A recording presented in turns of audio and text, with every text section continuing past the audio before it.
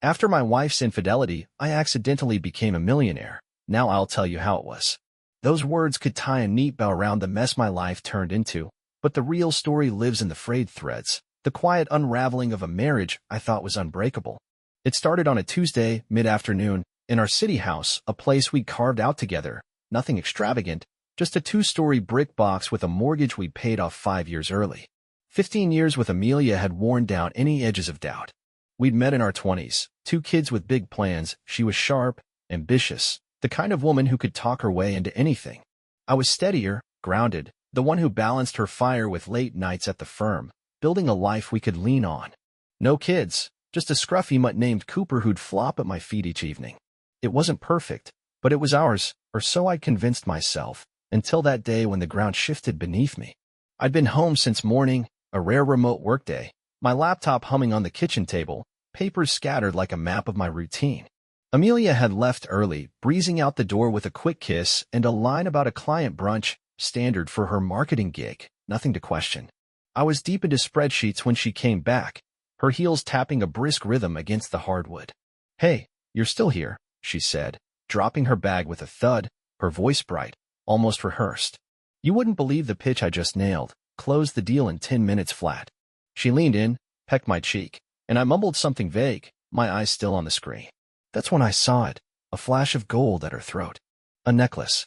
Thin, elegant, with a small pendant dangling just above her collarbone. Not mine. Not one I'd ever seen before. She caught my glance, laughed too fast. "Oh, this? Team bonus, cute, right?" They surprised me after the meeting. Her fingers grazed it, a nervous flicker, and her smile tightened. I didn't nod, didn't answer, just watched. She kept talking, words tumbling out, clients, timelines, some big account she'd landed. But I wasn't listening anymore.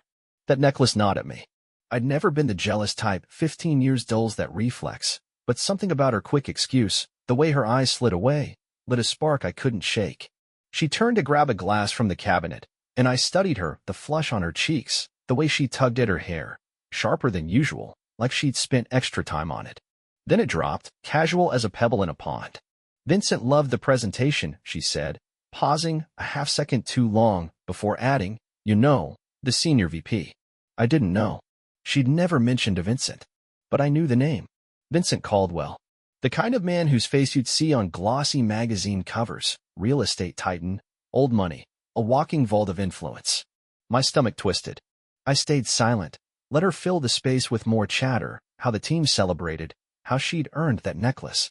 Each word stacked up, flimsy as a house of cards. I'd always trusted her. Amelia was the one who'd pushed us forward, her drive, her charm. I'd been the anchor, the one who stayed late to make partner, who fixed the leaks and kept us steady. But now, watching her sip that water, flashing the same smile I'd fallen for at 23, I saw it. The late nights she'd blamed on deadlines. The team dinners that ran past midnight. The way she'd started dressing crisper, bolder, like she was auditioning for a life I couldn't offer. She didn't notice me piecing it together, didn't see the shift as I leaned back in my chair, papers forgotten. My wife wasn't just stepping out. She'd latched onto a fortune and thought I'd stay blind forever. Amelia didn't know I'd seen through her, not that afternoon, not yet. She finished her water, spun that breezy tale about her pitch, and floated upstairs to change, leaving me at the kitchen table with that necklace looping in my head like a stuck reel. Vincent Caldwell. The name didn't just sit there, it clawed at me, tugging loose every thread of trust I'd woven into 15 years with her. I didn't storm after her, didn't demand answers. Not then. My hands stayed steady, even as my chest tightened, a slow squeeze I couldn't shake. 15 years teaches you to weigh things before they break you. So I let her think I was still the husband who'd buy her every line, the one who'd sip coffee and nod while she rewrote our life. But I wasn't anymore. That night, after she drifted off beside me, her breathing soft, oblivious, I slipped out of bed and started digging. What I found wasn't just a fracture. It was a fault line, splitting everything I'd known in half. Her laptop sat on the counter, lid half open, still logged in from some late-night email she'd sent. She'd never been careful with it. Why would she be? I'd never looked. I slid into the chair, the screen's glow casting shadows across my hands, and opened her inbox. At first, it was mundane. Work threads, invoice reminders, a string of complaints about a delayed campaign. I scrolled, patient, until I hit a folder labeled VC. 2 letters, buried between budget drafts and vendor contracts. I clicked, and there it was, dozens of emails, some stretching back 7 months. No subject lines, just dates and fragments that didn't bother hiding much. Thursday's still on, can't wait, one said. That place you love, 8 p.m., read another, timestamp 3 weeks ago. I dug deeper, found a forwarded receipt from Vincent's assistant, 2 nights at the Regency Hotel, a suite, billed to Caldwell Properties LLC. The dates lined up with a conference she'd gone to last October, one she'd come home from with tired eyes and a smile, saying she'd barely slept. Barely slept. Sure. I kept going, each message a weight stacking on my shoulders. Photos slipped in 2, not reckless, but careless enough. One showed her at a rooftop bar, wineglass tilted, Vincent's arm draped across her shoulders like he owned her. Another caught them at a black tie event, her in a sleek dress I'd never seen, his grin too close, too knowing. Then I had a note from him, sent 3 weeks back. Amelia, you're worth more than he'll ever know. Leave him when you're ready. I've got you. My jaw locked tight. Worth more. Like I was a sunk cost, a line she'd scratched out to balance his books. I shut the laptop, sat there in the dark, Cooper's snores drifting down from upstairs. The house didn't creak, didn't whisper, just waited, like it knew what was coming. She wasn't just stepping out. She was plotting a trade-up, and Vincent Caldwell was the prize. The next morning, I tested her, calm, calculated. We sat over coffee, her scrolling her phone, me stirring mine. Vincent Caldwell's in the news again, I said, voice flat, eyes on her face. She stiffened, just a heartbeat, then brushed it off with a laugh. Oh, yeah, big real estate guy. Met him once at a work thing, total shark. Her tone was polished, rehearsed, but her fingers twitched toward that necklace, twisting the pendant like a lifeline. I nodded, let it drop, asked about her day instead. She launched into another story, new client, tight deadline, while I watched her spin it, smooth as ever. That's when I knew I didn't need more emails, more photos. Her lie was proof enough, loud as a slammed door. But I wasn't done. Later that day, I pulled up our joint account, something I hadn't checked in months, trusting her to handle the small stuff. There it was, a deposit, $5,000, labeled consulting fee. No client name, just a date, 3 days after that hotel stay. Then another, for $1,000, 2 months back. Same vague tack. She wasn't just with him. He was bankrolling her, turning our marriage into a side hustle. I cross-checked her calendar next, public, synced to mine for years. Team dinner, late meeting, out-of-town pitch, entries I'd skimmed 100 times, now glaring back at me. Half of them matched Vincent's emails, the other half covered her tracks. I found a text thread, too, buried in an app she thought I'd never check, short, coded messages. B says wear the blue dress tonight, one read. Tell him you're at Jen's, said another, from a number she'd saved as assistant. Jen, her coworker, hadn't hosted a girls' night in years.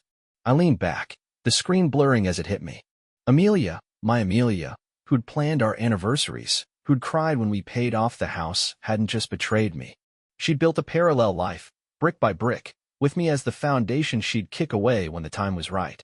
The anger came then, icy and precise, but I held it down. No shouting, no shattering glass, just a quiet vow. She'd played me for a fool. Now it was my turn. Amelia had no idea the storm was brewing, not until I let it break. I'd spent 2 days after the discovery playing the part, coffee together, small talk, even a half smile when she kissed me goodbye each morning. Inside, though, I was coiling tighter, every lie she'd told stacking like dry tinder. The emails, the deposits, that necklace, they weren't just evidence. They were a map of her betrayal, and I'd memorized every turn. By Thursday, I'd had enough. She came home that evening, humming some tune, her bag swinging like nothing had shifted. I was in the kitchen, leaning against the counter, the laptop closed beside me. Cooper padded in behind her, oblivious, but the air was different, thicker, waiting. She didn't notice until she met my eyes, and I didn't blink. Vincent Caldwell, I said, low, letting the name hang there. Her humming stopped, her hand pausing midair as she reached for a glass. She turned, slow, her face a mask of surprise, too perfect, too practiced. What about him? She asked, voice light, like we were chatting about the weather. I stepped closer, not fast, just deliberate. Don't, I said. I know, Amelia. All of it. The mask slipped then, just a flicker, her lips parting, her eyes darting to the side. She recovered quick, tossing her hair back with a laugh. No what? You're being ridiculous. I've barely met the guy. I didn't shout, didn't lunge. I pulled the laptop open, tapped it awake, and spun it toward her. The VC folder glowed on the screen, emails stacked like a confession. Her laugh died, and the room went still. She stared at it, then at me, her breath catching. "This isn't what you think," she started, words tumbling out fast now. "It's work, consulting, networking. He's a client, that's all." I didn't move, just watched her scramble. "A client who pays you $5,000 under the table?" I said, voice flat. "Who books you suites at the Regency? Who tells you to leave me when you're ready?"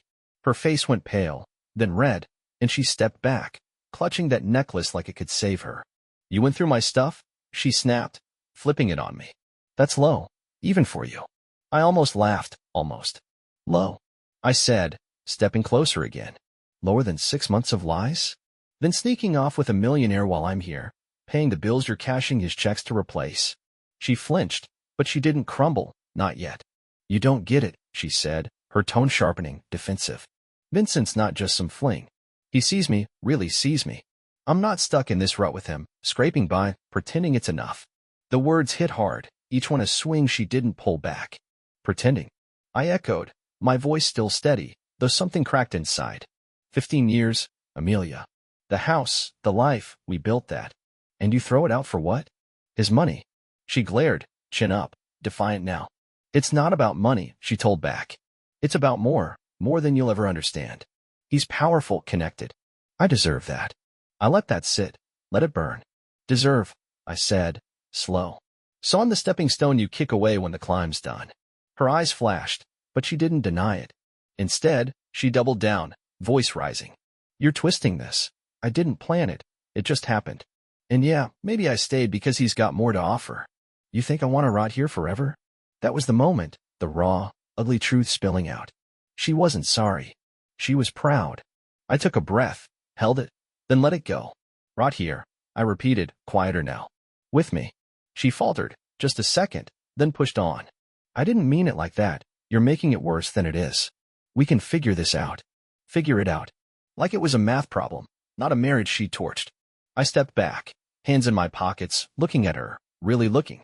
The woman I loved, who'd laughed with me over late-night takeout, who'd cried when Cooper was a pup and chewed her shoes. She was gone, or maybe she'd never been there. "No," I said, final. "You figured it out already. You chose." Her mouth opened, then closed, and for once, she had nothing left.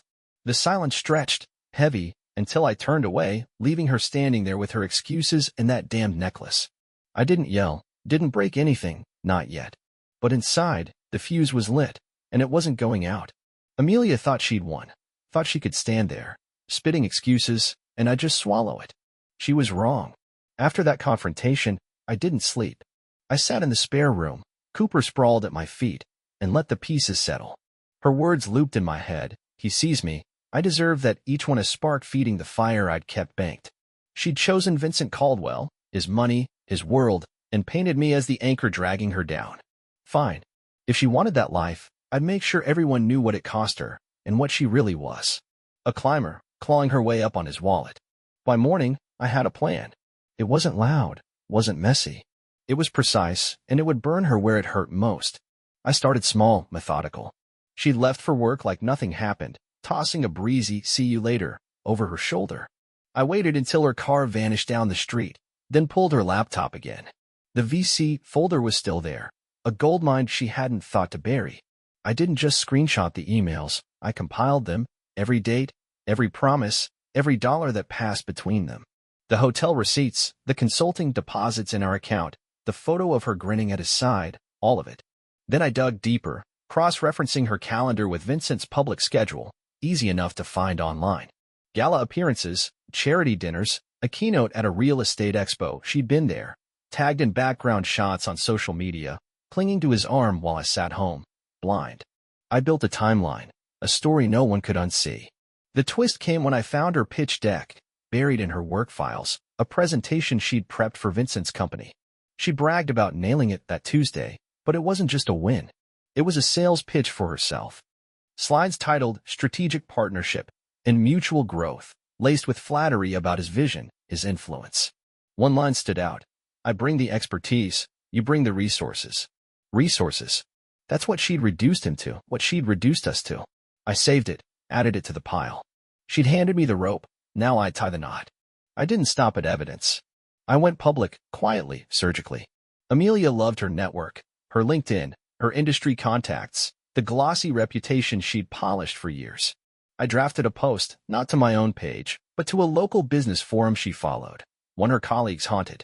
Anonymous, untraceable, just a concerned friend spilling the truth.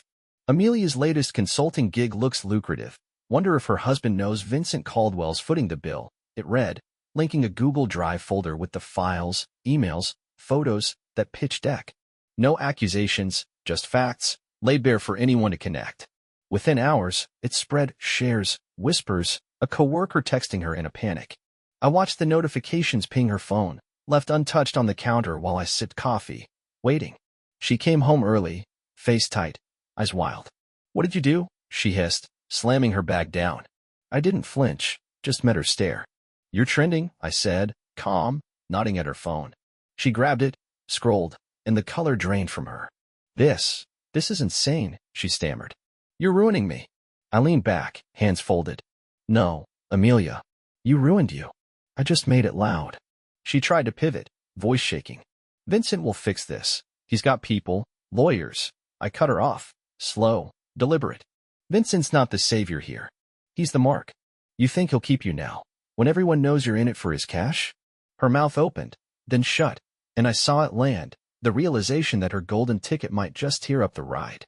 By nightfall, the fallout was everywhere. Her firm called, concerned about optics. A client dropped her, citing conflicts. Vincent's team issued a bland statement distancing him, calling it personal matters. She stood in the living room, phone limp in her hand, staring at the wreckage. "You didn't have to do this," she whispered, almost to herself. I didn't answer, just watched her shrink, the woman who'd traded me for a fortune now scrambling to hold the pieces. It wasn't joy I felt, not triumph. Just a hollow quiet, a space where her lies used to live. She'd wanted more. Now she'd have less, and everyone knew why.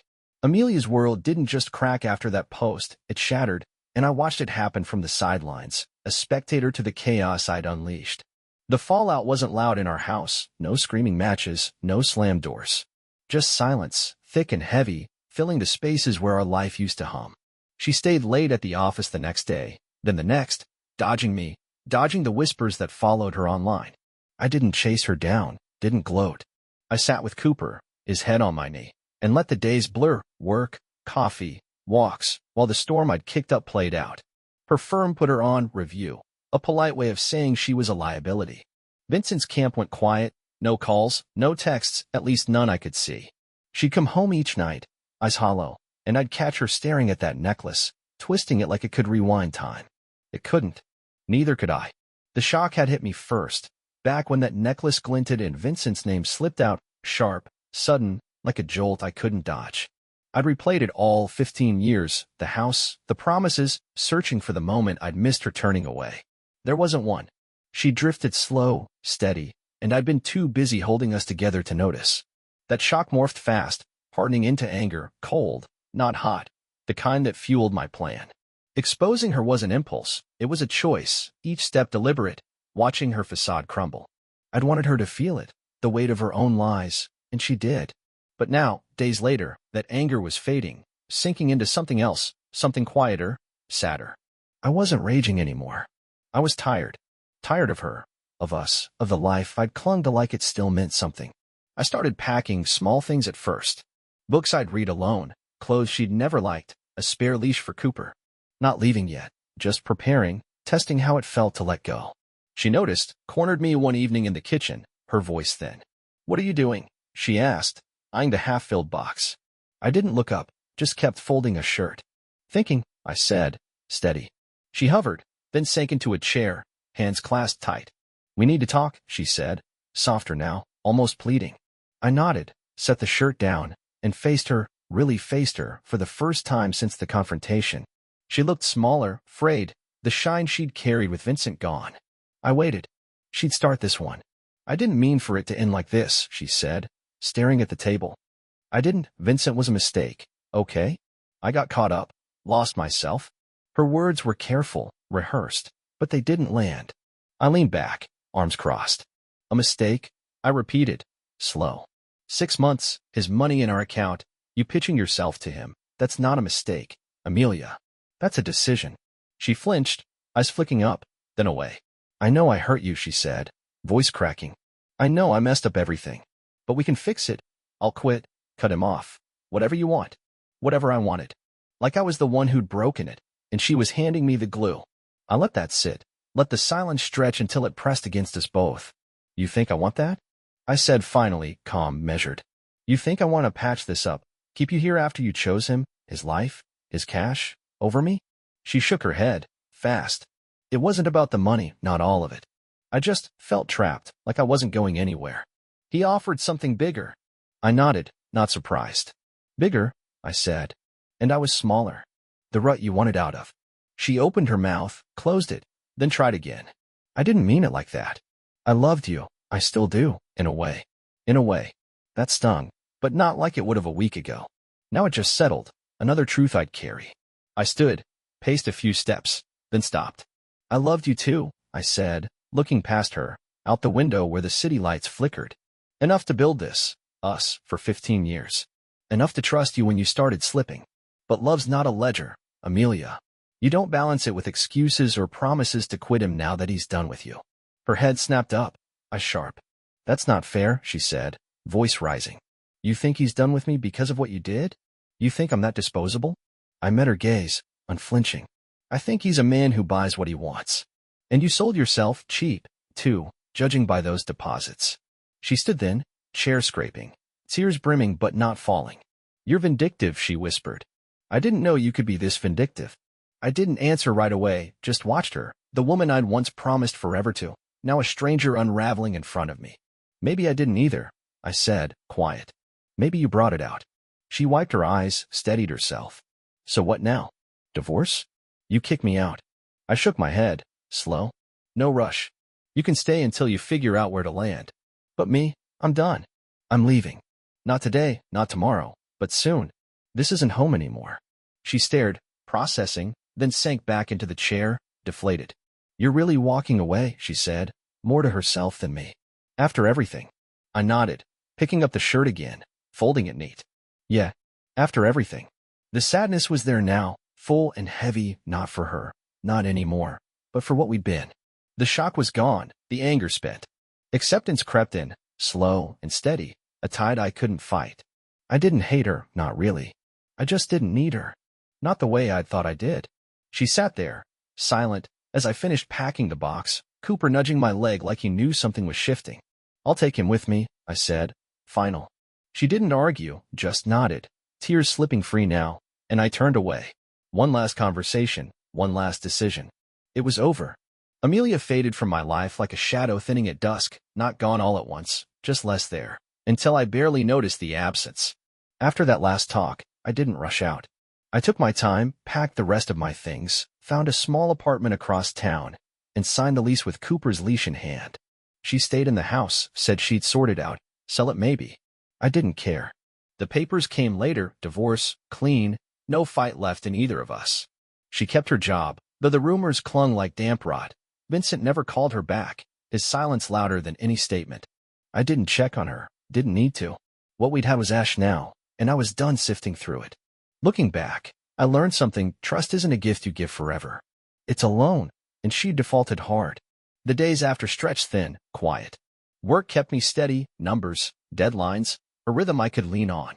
Friends asked questions, offered beers, but I waved them off. I wasn't broken, just different, lighter somehow, unmoored. I'd spent 15 years building a life for two, and now it was just me, Cooper padding beside me on evening walks. I didn't miss her, not the way I'd expected to. What I missed was the idea of us, the version I'd believed in before that necklace caught the light. That's what I carried, a faint ache, not for Amelia, but for the man I'd been, blind and steady, until she'd forced my eyes open. It wasn't a lesson I'd wanted, but it stuck. People don't change, they reveal. And she'd revealed plenty. A month later, I needed a break, something to shake the monotony, drown the echoes. I'd never been one for risks, but that night, I drove downtown, past the firm, past our old life, and stopped at the casino. The Lotus, all glass and neon, buzzing with people chasing luck. I'd passed it 1,000 times, never gone in. Now I did, no plan, just a pull I couldn't name. The air inside hummed, slots chiming, cards snapping, voices overlapping in a haze. I traded $50 for chips, sat at a blackjack table, and let the game take over. The dealer, a wiry guy with a quick nod, slid cards my way. I played 21, bust, 16, nothing serious, just motion. Hours blurred, chips dwindled, then grew. I wasn't counting, wasn't thinking, just moving. Then it happened. A new table, higher stakes, a crowd thinning out. I pushed my last stack in, more than I'd meant to carry, on a whim, a 10 and an ace staring up at me. The dealer flipped his cards, 17 to my 21. A murmur rippled around, and he slid a pile my way, 10 grand, then 20, then more as I kept going. The rhythm shifted, sharp and fast, cards, chips, nods, until the pit boss stepped in, smiling tight, and cashed me out. I walked away with a check in my pocket, $1 million, crisp and real, dated February 26, 2025. I stood outside, the night air cool, staring at it, numbers I'd never touched, a fluke born from a night I'd stumbled into. After Amelia's infidelity, I'd accidentally become a millionaire. That's how it was. I didn't laugh, didn't shout, just folded the check, drove home, and let Cooper greet me like nothing had changed. It wasn't the money that mattered, not really. It was the twist, the way life handed me something she'd chased in Vincent and never caught. I'd torn her down, walked away, and landed here, not planned, not earned, just given. Next came the quiet part, paying off debts, moving somewhere new, maybe a house with land for Cooper to roam. I didn't need much. The million was a footnote, a strange cap to a stranger story. Amelia had wanted more, and I'd ended up with it, not her version, not her way, but mine. That was enough. The ache was still there, faint, but it didn't pull me back. I was done looking. Forward was all that was left.